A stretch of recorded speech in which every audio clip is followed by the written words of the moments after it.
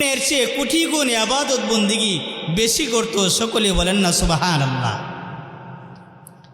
জান্নাতের কথাই মনে হয়ে গেছে সরকারে দু আলম মেশকাত শরীফের ভিতর হাদিস আনছে, আল্লাহ তাআলার কোনো বান্দা যখন আল্লাহর কাছে জান্নাত চাবে সেই জন্য তিনবার জান্নাত কামনা করে।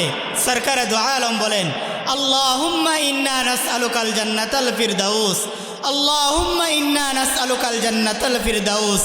এভাবে যখন তিনবার আবেদন করবে জান্নাত আল্লাহর কাছে বলে, ও আল্লাহ, আপনার যে সমস্ত বান্দারা আমি জান্নাতকে পাওয়ার জন্য আপনার কাছে তিনবার আবেদন করেছে, আমি জান্নাতও আপনার কাছে আবেদন করলাম, আমি জান্নাতকে আপনার ওই সমস্ত বান্দাদের জন্য বরাদ্দ করে দিন। অনেক লম্বা হাদিস বাইহাকি শরীফের রওয়ায়াতের ভিতরে আসছে, মাসনাদে আহমদ ইবনে হাম্বলে হাদিস আসছে। সরকারে দু আলম বলেন আল্লাহ তাআলা ফেরেশতাদেরকে সাক্ষী রেখে বলেন, ও ফেরেশতারা, তোমরা সকলেই সাক্ষী থাকো, আমার যে সমস্ত বান্দারা আমি আল্লাহর পবিত্রতা বর্ণনা করার জন্য, আমি আল্লাহর প্রশংসা বর্ণনা করার জন্য, আমি আল্লাহর গুণ কীর্তন বর্ণনা করার জন্য জমায়েত হয়েছে, আমি আল্লাহ তাআলা তাদেরকে মাফ করে দিয়ে জান্নাতের অধিবাসী করে দিলাম। সকলে চিল্লায় বলেন না সুবহানাল্লাহ। তো ফেরেশতারা আল্লাহর কাছে আবেদন করে যে আল্লাহ, আপনি তো এই মজলিসের ভিতরে ওই সমস্ত ব্যক্তিদেরকে মাফ করে দিবেন, জান্নাতের অধিবাসী করে দিবেন যারা আপনার পবিত্রতা বর্ণনা করার জন্য জমায়েত হয়েছে, যারা আপনার প্রশংসা বর্ণনা করার জন্য জমায়েত হয়েছে, যারা আপনার গুণ কীর্তন বর্ণনা করার জন্য জমায়েত হয়েছে। এই মজলিসে তো আপনার কিছু বান্দা এমন রয়েছে যারা এই উদ্দেশ্যে আসে নাই, হয়তো আসছে যে বাজার করার জন্য, কেনাকাটা করার জন্য, হয়তো প্যান্ডেলের ভিতরে প্রবেশ করেছে। এই সমস্ত বান্দাদের ব্যাপারে আপনার অভিমত কি? সরকারে দু আলম বলেন, তখন আল্লাহ তাআলা বলবেন ইন্নামা লা ইয়াশকা জালিসুহুম, ইন্নামা লা ইয়াশকা জালিসুহুম, ইন্নামা লা ইয়াশকা জালিসুহুম। আল্লাহ তাআলা বলবেন, ও আমার ফেরেশতারা, তোমরা সকলে সাক্ষী থাকো, আমার নেককার বান্দাদের সাথে আমার গুনাহগার বান্দারা বসার কারণে আমি আল্লাহ তাআলা তাদেরকে মাহরুম করতে পারি না, তাদেরকে মাহরুম করব না, আমি আল্লাহ তাআলা তাদেরকেও মাফ করে দিয়ে জান্নাতের অধিবাসী করে দেব। তো যাই হোক, সময় সংক্ষিপ্ত, যদি আল্লাহ তাআলা আমাকে তৌফিক দান করেন, কোরআন ও হাদিসের আলোকে সামান্য সময় কথা বলার চেষ্টা করব। ওমা তৌফিক ইল্লা বিল্লাহ। কোরআনে কারিমের ভিতরে 114টি সূরা রয়েছে, এর মধ্য থেকে অন্যতম একটি সূরা হচ্ছে সূরাতুল আসর। এই সূরাটা আমি তেলাওয়াত করেছি। কোরআনে কারিমের ভিতরে যখন আল্লাহ তাআলা কোনো আয়াত অথবা কোনো সূরাকে অবতীর্ণ করেন, হয়তো কোনো প্রশ্নের উত্তর দেওয়ার জন্য অথবা কোনো সমস্যার সমাধানের জন্য। এখন আসেন আমরা জেনে নিই, আল্লাহ তাআলা কোরআনে কারিমের ভিতরে যখন কোনো সূরা অবতীর্ণ করেন, হয়তো ওই সূরাকে আল্লাহ তাআলা মদিনায় অবতীর্ণ করেন। যে সমস্ত সূরাকে আল্লাহ তাআলা মদিনায় অবতীর্ণ করেন, ওই সমস্ত সূরার নাম রাখা হয়েছে মদনী সূরা। আর যে সমস্ত সূরাকে আল্লাহ তাআলা মক্কায় অবতীর্ণ করেছেন, ওই সমস্ত সূরাকে মক্কি সূরা বলা হয়। এখন আসেন, সূরাতুল আসরটা এটা কোথায় অবতীর্ণ হয়েছে? এই সূরাটা আল্লাহ তাআলা মক্কাতুল মুকাররমায় অবতীর্ণ করেছেন, এই জন্য এই সূরাকে মক্কি সূরা বলা হয়। এই সূরার ভিতরে আয়াত সংখ্যা কয়টা রয়েছে? এই সূরার ভিতরে আয়াত সংখ্যা রয়েছে 3টা। এখন আসেন আমরা জেনে নিই এই সূরাটা আল্লাহ তাআলা কেন অবতীর্ণ করেছেন, যেটাকে তাফসীরের ভাষায় শান নুজুল বলা হয়, বাংলাতে বলা হয় প্রেক্ষাপট। এই সূরাকে আল্লাহ তাআলা অবতীর্ণ করেছেন অপবাদের দাঁতভাঙ্গা জবাব দেওয়ার জন্য। সকলে বলেন তো দেখি, এই সূরাকে আল্লাহ তাআলা কেন অবতীর্ণ করেছেন বাজার? অপবাদের দাঁতভাঙ্গা জবাব দেওয়ার জন্য। সকলে পয়েন্টগুলো খেয়াল রাখবেন, যদি পয়েন্টগুলো যদি আমরা মনে রাখি, আলোচনা বুঝতে আমাদের সহজ হবে। এই সূরাকে আল্লাহ তাআলা অবতীর্ণ করেছেন অপবাদের দাঁতভাঙ্গা জবাব দেওয়ার জন্য। এখন আসেন, অপবাদটা কাকে দিয়েছিল, কারা দিয়েছিল? আপনারা সকলে জানেন, সরকারে দু আলম এই দুনিয়াতে আগমন করেছেন। আগমন করার পরে তিনি 63 বছর হায়াত পেয়েছেন। 63 বছর হায়াতকে আমরা প্রথমত 3টা অধ্যায়ে বিভক্ত করব। প্রথম অধ্যায়ে জন্মের পর থেকে 40 বছর, যেটাকে কাবলান নবুয়া বলা হয়। এরপরে 13 বছরের জিন্দিগি, যেটাকে মক্কি জিন্দিগি বলা হয়। এরপরে 10 বছরের জিন্দিগি, যেটাকে মদনী জিন্দিগি বলা হয়।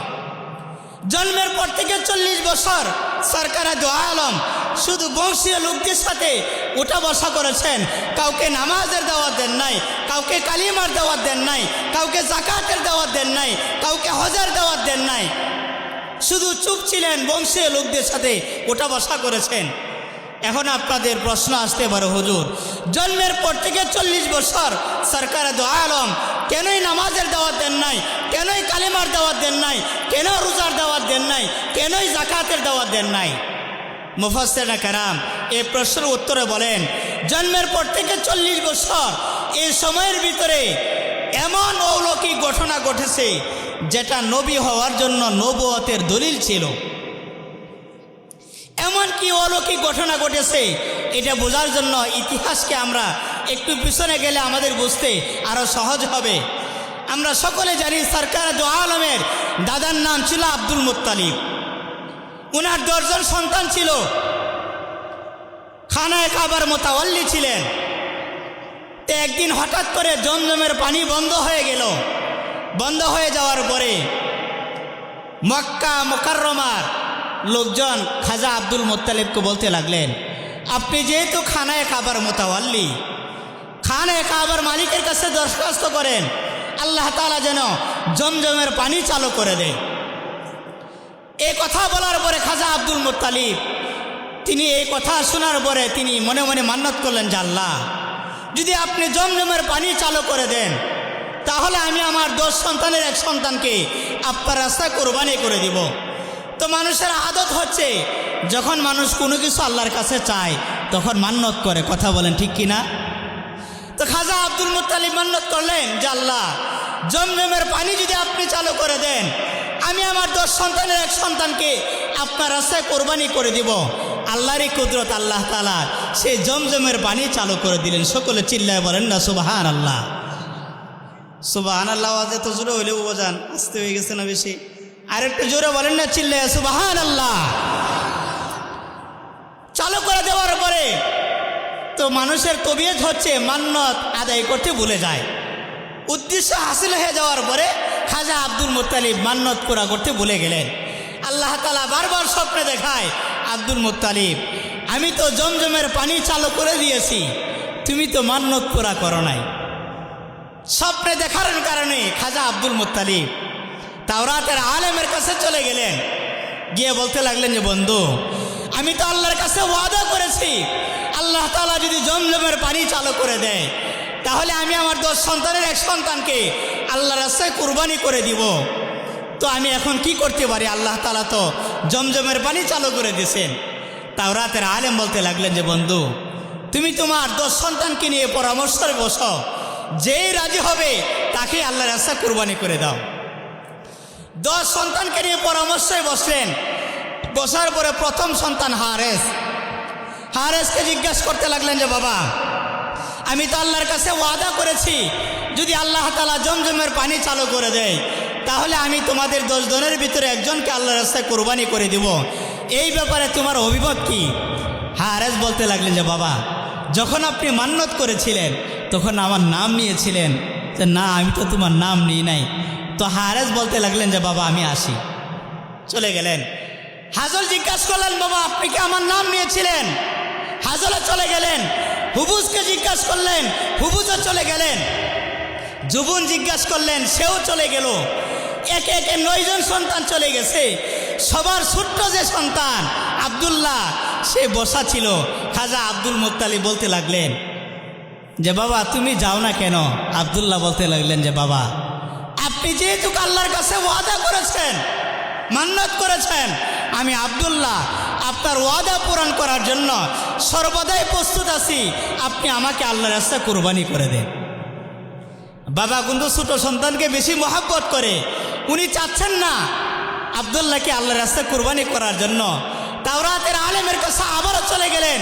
গিয়ে বলতে লাগলেন যে বন্ধু, আমি তো তোমার পরামর্শ অনুযায়ী আমি তাদেরকে নিয়ে বসছিলাম। বসার পরে 9 জন চলে গেছে, শুধু আব্দুল্লাহ বাকি আছে। এখন আমি কি করতে পারি?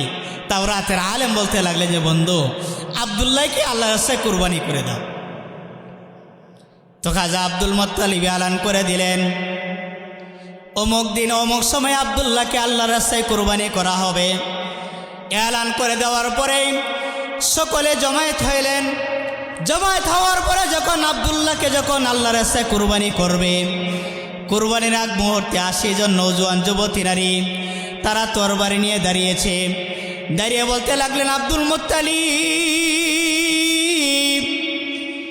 আব্দুল্লাহকে যদি আল্লাহর রাস্তায় কুরবানি করে দাও তাহলে আমরা গোটা মক্কার ভিতরে আগুন জ্বালিয়ে দিব, আমরা আব্দুল্লাহকে আল্লাহর রাস্তায় কুরবানি করতে দিব না। এই অবস্থা হওয়ার পরে খাজা আব্দুল মুত্তালিব বন্ধুর কাছে চলে গেলেন। গিয়ে বলতে লাগলেন, বন্ধু, আমি তো তোমার পরামর্শ অনুযায়ী আমার সন্তান আব্দুল্লাহকে আল্লাহর রাস্তায় কুরবানি করতে চেয়েছিলাম, এখন এমন অবস্থান হয়েছে, আমি এখন কি করতে পারি? তাওরাতের আলেম বলতে লাগলেন, বন্ধু, তুমি লটারির ব্যবস্থা করে দাও, এক পাশে ওট রেখে দাও, আরেক পাশে আব্দুল্লাহকে রেখে দাও। লটারির ভিতরে যার নাম বেশি উঠবে তাকে আল্লাহর রাস্তায় কুরবানি করে দিবে। খাজা আব্দুল মুত্তালিব আবার এলান করে দিলেন। এলান করে দেওয়ার পরে সকলে জমায়েত হইলেন। জমায়েত হওয়ার পরে লটারির ব্যবস্থা করলেন। যখন লটারি দিয়ে দিলেন, প্রথমবার লটারি দেওয়ার পরে আব্দুল্লাহর নাম বেশি উঠছে। সকলে বলেন, আল্লাহু আকবার। এভাবে 10 বার লটারি দিলেন। 10 বার লটারি দেওয়ার পরে আব্দুল্লাহর নাম বেশি উঠছে। আবার 10 বার লটারি দিলেন, আব্দুল্লাহর নাম বেশি উঠছে। এভাবে 99 বার যখন আব্দুল্লাহর নাম বেশি উঠল, ওই যে নৌজওয়ান যুবতী নারী 80 জন তারা আবার তরবারি নিয়ে দাঁড়িয়েছে। দাঁড়িয়ে বলতে লাগলেন, আব্দুল মুত্তালিব, 99 বার কেন, 99,000 বার যদি আব্দুল্লাহর নাম ওঠে, আমরা আব্দুল্লাহকে আল্লাহর রাস্তায় কুরবানি করতে কিছুতেই দিব না। তাওরাতের আলেম বলতে লাগলেন, বন্ধু, আরেকবারই তো বাকি আছে, শেষবারের মতো লটারি দিয়ে দাও। যখন শেষবারের মতো লটারি দিয়ে দিলেন, শেষ মুহূর্তে আব্দুল্লাহর নাম না ওঠে, উটের নাম বেশি উঠছে। খাজা আব্দুল মুত্তালিব 100 উট আল্লাহর রাস্তায় কুরবানি করে দিলেন। আব্দুল্লাহ এমন এক সন্তান ছিল, আব্দুল্লাহর জন্য মক্কা নগরী যত যুবতী নারী ছিল সকলে আব্দুল্লাহর জন্য পাগল ছিল। যে মেয়েটা আব্দুল্লাহর জন্য সবচেয়ে বেশি পাগল ছিল তার নাম হচ্ছে মরিয়ম। আব্দুল্লাহর ব্যাপারে এত পরিমাণ বিবাহের প্রস্তাব আসতো, খালি বিবাহের প্রস্তাব আসে, সন্তান হচ্ছে একজন। আব্দুল্লাহর ব্যাপারে একাধিক বিবাহের প্রস্তাব আসার কারণে খাজা আব্দুল মুত্তালিব আব্দুল্লাহকে নিয়ে মদিনায় চলে গেলেন। তখন মদিনায় চলে যাওয়ার পরে ওনার এক বন্ধু ছিল, নাম হচ্ছে আব্দুল ওয়াহাব জোহরি। ওনার বাড়িতে চলে গেলেন। গিয়া বলতে লাগলেন, বন্ধু, তোমার একজন কন্যা সন্তান আছে, তাকে আমার সন্তান আব্দুল্লাহর কাছে বিবাহ দিয়ে দাও। যখন বিবাহ দিয়ে দিলেন, মদিনায় 1 সপ্তাহ অবস্থান করার পরে যখন আব্দুল্লাহ আবার মক্কায় আসলেন, আসার পরে তাওরাতের আলেমের বাড়ির পাশ দিয়ে যখন যায়, মদিনায় যখন মক্কা নগরীতে যাওয়ার পথে যখন মরিয়ম যখন আব্দুল্লাহকে দেখলেন, দেখার পরে বলতে লাগলেন, আব্দুল্লাহ, 1 সপ্তাহ তুমি কোথায় ছিলে? আমি তো তোমাকে খুঁজতেছিলাম, আমি তো তোমাকে কোথাও পাই না। এই কথা বলার পরে মরিয়ম যখন আব্দুল্লাহর চেহারা দিকে তাকাইলেন, দেখার পরে চেহারার দিকে তাকানোর পরে মরিয়ম বেহুশ হয়ে গেলেন। বেহুশ হয়ে বলতে লাগলেন, আব্দুল্লাহ, খানায় কাবার কসম করে বলো দেখি, তুমি কি বিবাহ করে ফেলেছ কিনা? আব্দুল্লাহ বলতে লাগলেন, হ্যাঁ, আমি বিবাহ করেছি। মরিয়ম বলতে লাগলেন, মেয়ের নাম কি আমেনা? আব্দুল্লাহ বলতে লাগলেন, হ্যাঁ, মেয়ের নাম আমেনা। এই কথা বলার পরে মরিয়ম আবার বেহুশ হয়ে গেলেন। বেহুশ হয়ে যাওয়ার পরে আব্দুল্লাহ মরিয়মকে বলতে লাগলেন, মরিয়ম, তুমি আজকে বারবার কেন বেহুশ হয়ে যাচ্ছ? ইতিপূর্বতে এমন তোমার হয় নাই।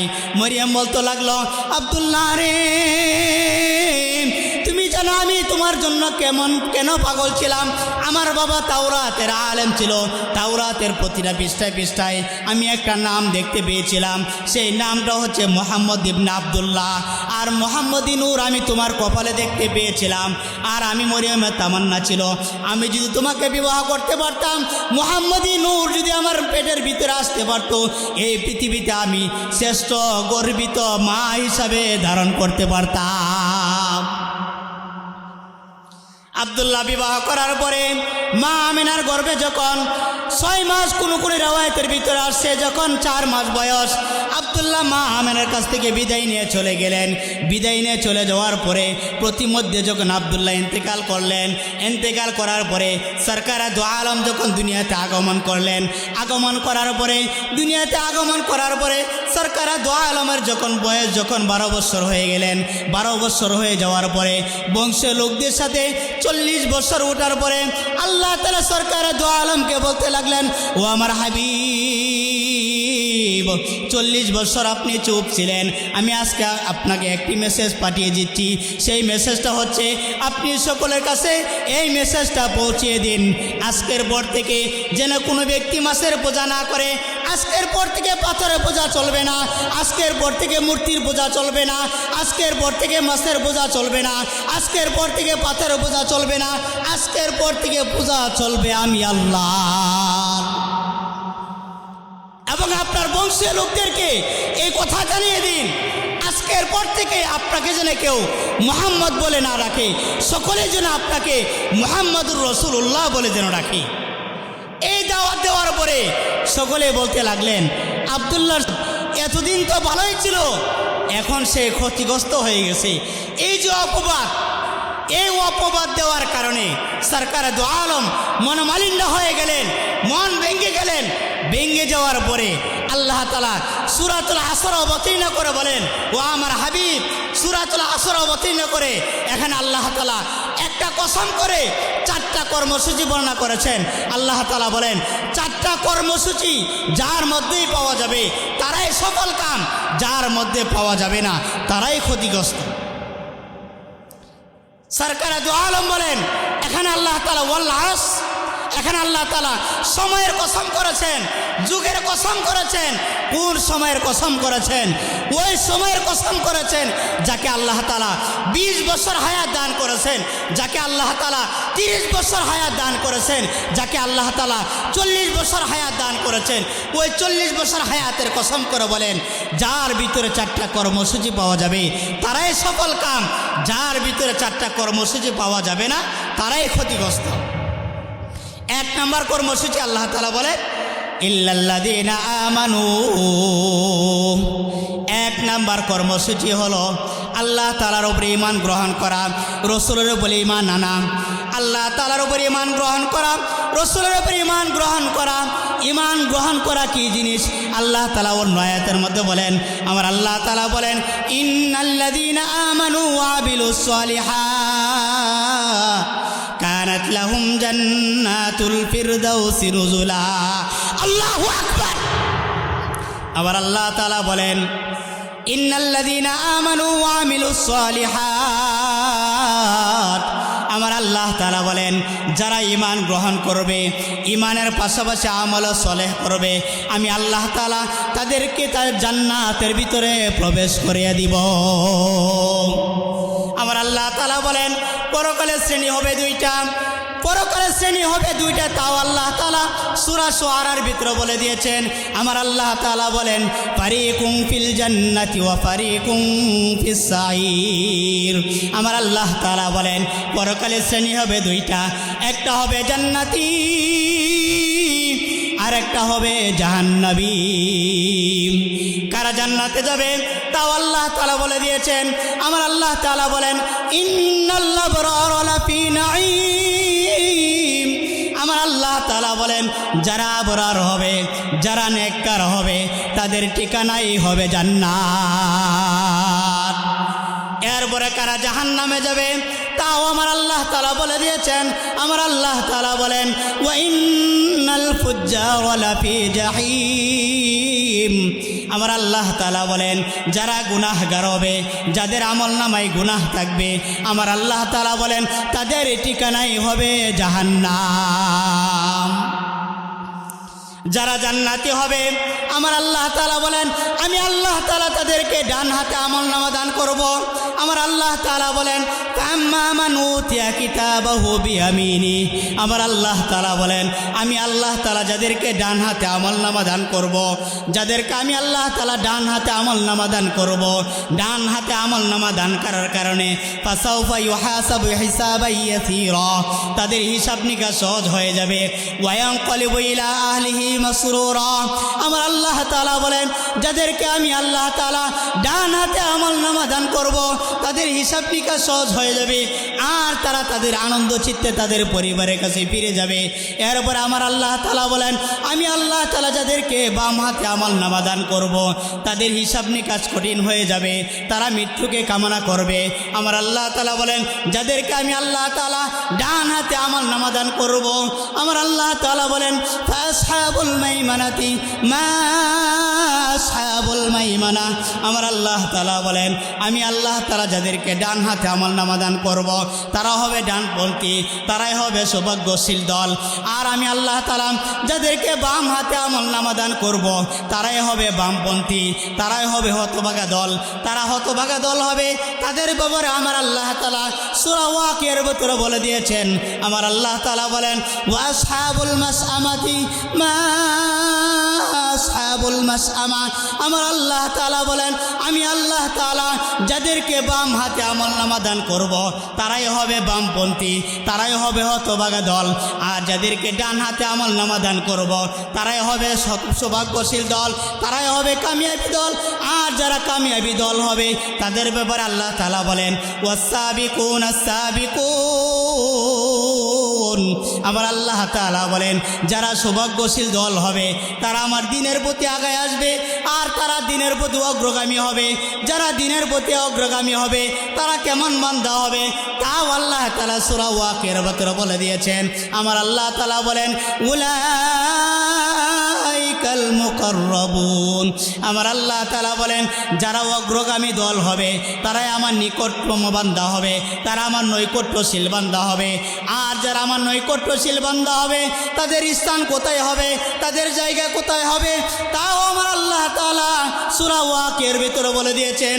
আমার আল্লাহ তাআলা বলেন ফি জান্নাতিন নাঈম, আমার আল্লাহ তাআলা বলেন তাদের স্থান হবে জান্নাত, জান্নাতের উদ্যান সমূহে, জান্নাতের বাগান সমূহের ভিতরে আমি আল্লাহ তাআলা তাদেরকে প্রবেশ করায় দিব।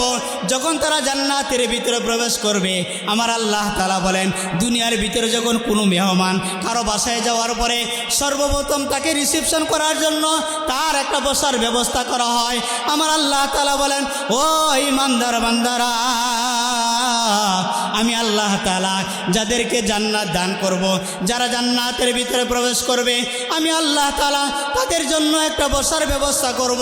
সেই বসার ব্যবস্থার চেয়ারটা কেমন হবে, কোন আকৃতিতে হবে, ওই চেয়ারটা দুনিয়ার কোনো কাঠ দ্বারা তৈরি হবে কিনা তাও আমার আল্লাহ তাআলা বলে দিয়েছেন। আমার আল্লাহ তাআলা বলেন আলা সুরুরিম মাউদুনা, আমার আল্লাহ তাআলা বলেন ওই যে বসার চেয়ারটা, ওই চেয়ারটা দুনিয়ার কোনো কাঠ দ্বারা তৈরি করে নাই, সেগুন কাঠ দ্বারা তৈরি করে নাই, লোহার কাঠ দ্বারা তৈরি করে নাই, ওই চেয়ারটা আমি আল্লাহ তাআলা স্বর্ণ দ্বারা তৈরি করেছি।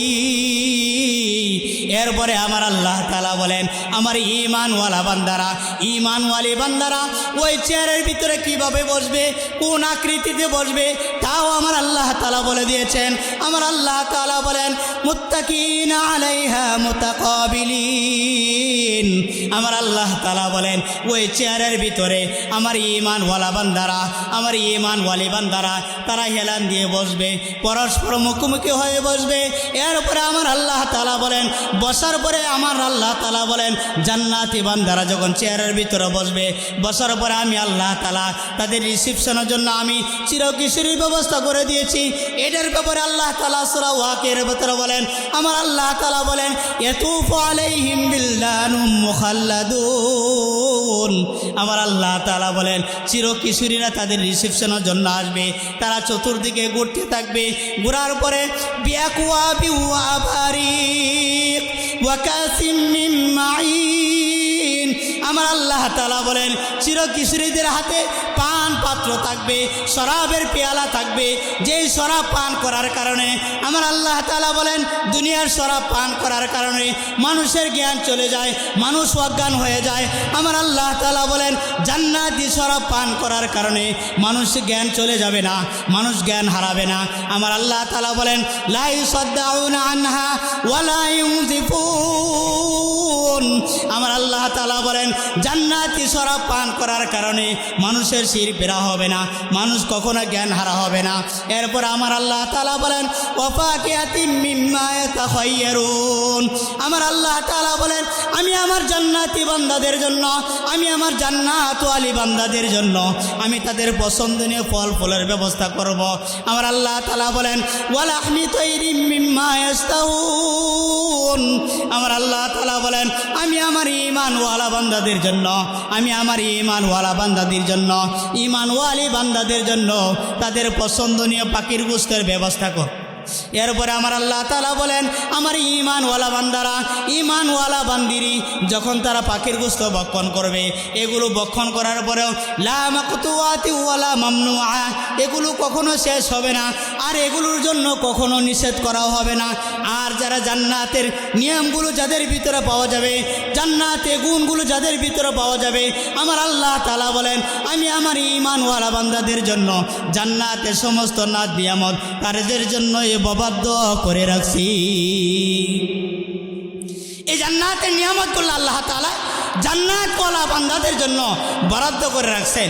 এই জন্য বাজান জান্নাতে যাওয়ার দরকার আছে না বাজার? এই জন্য জান্নাতের কর্মসূচিগুলো আমার আপনার ভিতরে যেন থাকে। এই জন্য 1 নম্বর কর্মসূচি হলো আমার আপনার ঈমান, ঈমান যেন কখনো বিনষ্ট না হয়, ঈমান যেন কখনো নষ্ট না হয়, ঈমানের উপর অটল থাকা, ঈমানের উপর অবিচল থাকা। 2 নম্বর কর্মসূচি আমার আল্লাহ তাআলা বলে ওয়াতাওয়াসাউ বিল ওয়ামিলুস সালিহাত। 2 নম্বর কর্মসূচি হলো আমার আল্লাহ তাআলা বলেন নেক কাজ করা, নেক আমল করা। এই যে আমরা এখানে বসছি, এটা নেক কাজের ভিতরে শামিল।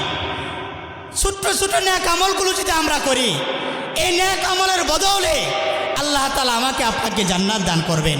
এই যে সময়টা বসে আছেন, এখানে তো কোনো গুনাহ হচ্ছে না, কি বলেন বাজার? এটা নেক কাজের ভিতরে শামিল। এরকম নেক কাজ আমার আপনার করা দরকার। যদি এই নেক কাজগুলো যদি আমরা করতে পারি, তাহলে আল্লাহ তাআলা আমার আপনার জন্য সেই জান্নাত তৈরি করে রাখছে। 3 নম্বর কর্মসূচি আল্লাহ তাআলা বলেন ওয়াতাওয়াসাউ বিল হাক্কি, সদা সত্য কথা বলা, সত্যের উপর অটল থাকা, কখনো মিথ্যা কথা না বলা। আমরা তো প্রতিটা মুহূর্তে প্রতিটা স্থানে আমরা মিথ্যা কথা বলে থাকি। এক নওজোয়ান ছিল, সে মদিনার উদ্দেশ্যে সে বাড়ি থেকে বের হয়েছে। প্রতিমধ্যে এক জায়গায় সে আশ্রয় গ্রহণ করেছে। বিশ্রাম করার পরে তার একটি বাহন ছিল, সে এক জায়গায় বেঁধে এসে বিশ্রামে যখন গেলেন, বিশ্রাম থেকে ওঠার পরে দেখে তার বাহনটা আর ওই জায়গায় নাই। না থাকার কারণে তার বাহনটা একটা ব্যক্তির বাগানে গিয়ে বাগানের কিছু চারা বিনষ্ট করে ফেলল। বিনষ্ট করার কারণে বাগানের মালিক তার রাগকে নিয়ন্ত্রণ করতে না পেরে ওই বাহনটাকে সে মেরেই ফেলছে। এক পর্যায়ে মারার পরে তার হুঁশ আসছে, হায় আমি কি করলাম? এই মুহূর্তে যদি আমি মারা যাই আর আল্লাহ তাআলা যদি আমাকে জিজ্ঞাসা করেন, তাহলে আমি আল্লাহর কাছে কি জবাবদিহিতা করব? অতএব সে ওই জায়গায় দাঁড়িয়ে রইলেন। যুবক যখন ঘুম থেকে জাগ্রত হইল, হওয়ার পরে যখন তার বাহনকে পায় নাই, বৃদ্ধ ব্যক্তিকে জিজ্ঞাসা করতে লাগলেন, বাবা আমার বাহনকে কে মেরেছে? তো বৃদ্ধ ব্যক্তি বলতে লাগলেন যে বাবা আমি তোমার বাহনকে মেরে ফেলেছি। এ কথা বলার পরে এক তো যুবক মুসাফির এমনি রাগান্বিত, যখন তার বাহন মেরে ফেলেছে সে আরও রাগে উত্তেজিত হয়ে গিয়ে এই বৃদ্ধকে এক পর্যায়ে মেরেই ফেলছে। মারার পরে এখন তো যুবকের হুঁশ আসছে, হায় আমি কি করলাম? এখন যদি আমিও মারা যাই, আল্লাহর কাছে আমি কি জবাবদিহিতা করব? সেও বৃদ্ধ ব্যক্তির পাশে দাঁড়িয়ে আছে। এক পর্যায়ে বৃদ্ধ ব্যক্তির সন্তানরা বাবাকে খোঁজার জন্য যখন বাগানে আসলেন, আসার পরে নৌজওয়ানের সাথে সাক্ষাৎ হওয়ার পরে বলতে লাগলেন, নৌজওয়ান আমাদের বাবাকে কে মারছে? নৌজওয়ান বলতে লাগলেন আমি মারছি। এই কথা বলার পরে যুবকরা বলতে লাগলেন, নৌজওয়ান তুমি আমাদের বাবাকে কেন মারছ? তোমার বাহনের বদলে বাহন চাইলেই পারতাম, আমরা তোমাকে দিয়ে দিতাম। যুগটা ছিল খলিফাতুল মুসলিমিন হজরতে উমর ফারুক রাদিয়াল্লাহু তাআলা আনহুর জামানা নওজোয়ানকে নিয়ে খলিফাতুল মুসলিমিন উমর ফারুক রাদিয়াল্লাহু তাআলা আনহু দরবারে চলে গেলেন। গিয়ে বলতে লাগলেন, খলিফাতুল মুসলিমিন, এই তো নওজোয়ান, সে আমাদের বাবাকে হত্যা করেছে, আপনার কাছে বিচার নিয়ে আসলাম। এ কথা বলার পরে খলিফাতুল মুসলিমিন উমর ফারুক রাদিয়াল্লাহু তাআলা আনহু নওজোয়ানকে বলতে লাগলেন, নওজোয়ান, বৃদ্ধকে কেন হত্যা করেছ? বাহনের বদলে বাহন চাইলেই পারতাম। নওজোয়ান বলতে লাগলেন, খলিফাতুল মুসলিমিন, আমি চাইলে পলা যাইতে পারতাম, কিন্তু আমি দুনিয়ার আদালতে ধরা খাইতে চাই, আল্লাহর আদালতে ধরা খাইতে চাই না। এ কথা বলার পরে নওজোয়ানকে যখন ফাঁসি দেওয়ার জন্য খলিফাতুল মুসলিমিন জল্লাদকে হুকুম করলেন, বলতে লাগলেন, জল্লাদ, এই নওজোয়ানকে ফাঁসির কাস্টে নিয়ে যাও, নওজোয়ানকে ফাঁসি দিয়ে দাও। যখন নওজোয়ানকে ফাঁসির কাস্টে নিয়ে গেলেন, ফাঁসি দিয়ে দিবে তার আগ মুহূর্তে জল্লাদ বলতে লাগলেন, নওজোয়ান, তোমার কোনো চাহিদা আছে কিনা? এ কথা বলার পরে নওজোয়ান বলতে লাগলেন, জল্লাদ, আমার একটা মাত্রই চাহিদা, এক ইহুদির কাছ থেকে আমি কিছু দেনা ধার নিয়েছিলাম, আমি সেই দেনাটুকু পরিশোধ করার মতো সময়টুকু আমাকে দেন। এ কথা বলার পরে যখন খলিফাতুল মুসলিমিন উমর ফারুক রাদিয়াল্লাহু তাআলা আনহুকে বলতে লাগলেন, উমর ফারুক রাদিয়াল্লাহু তাআলা আনহু বলতে লাগলেন, নওজোয়ান, তুমি তোমার পরিবর্তে একজন জামিনদার রেখে যাও, এই মুহূর্তে আমি তোমাকে একা ছাড়তে পারবো না, সবেমাত্র একজনকে হত্যা করেছ, আর যদি তোমার সাথে আরও লোক দিয়ে দেয়, যদি তাদেরকেও হত্যা করে বেছো, হত্যার সংখ্যা বেড়ে যাবে, অতএব তুমি তোমার পরিবর্তে একজনকে জামিনদার রেখে যাও। নওজোয়ান বলতে লাগলেন, খলিফাতুল মুসলিমিন, এই মদিনায় আমার চুরের ভাই নাই, যাকে আমি জামিনদার রেখে যাব। এ কথা বলার পরে সরকার দো আলমের এক সাহাবী হযরত আবু যর গিফারি রাদিয়াল্লাহু তাআলা আনহু সে জামিনদার হয়ে গেলেন। খলিফাতুল মুসলিমিনকে বলতে লাগলেন, খলিফাতুল মুসলিমিন, আমি এই নওজোয়ানের জামিনদার হয়ে গেলাম। আল্লাহু আকবার। এ কথা বলার পরে খলিফাতুল মুসলিমিন আবু যরকে বলতে লাগলেন, আবু যর,